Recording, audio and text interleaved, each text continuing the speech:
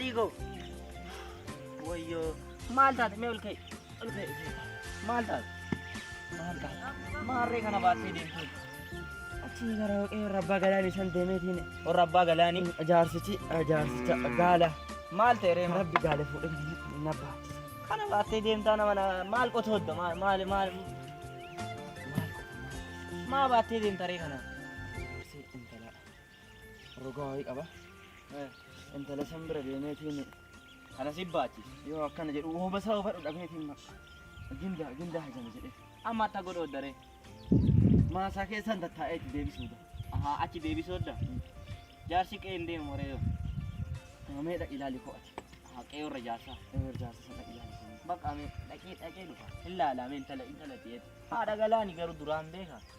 Argaan beeka dura guuttadheen beeku malee. Amma mana deebiin. Hin deebi'a. Amma mana deebiin.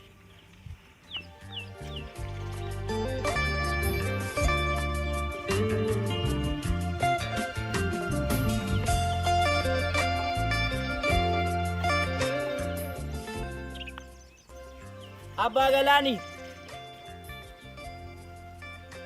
Kunin.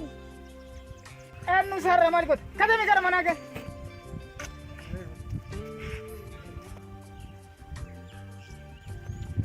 Maal soqaaru? Abbaa Galaanii. Nagaa jirtuuni? Naguma. Fayyamaanii. Fayyuma. Gaarii. Gindaa keessan kana isin gaafadha jedhee gindaan keessa atta ta'e. Gindaani? Kata masih. Subhanallah, Sanyu.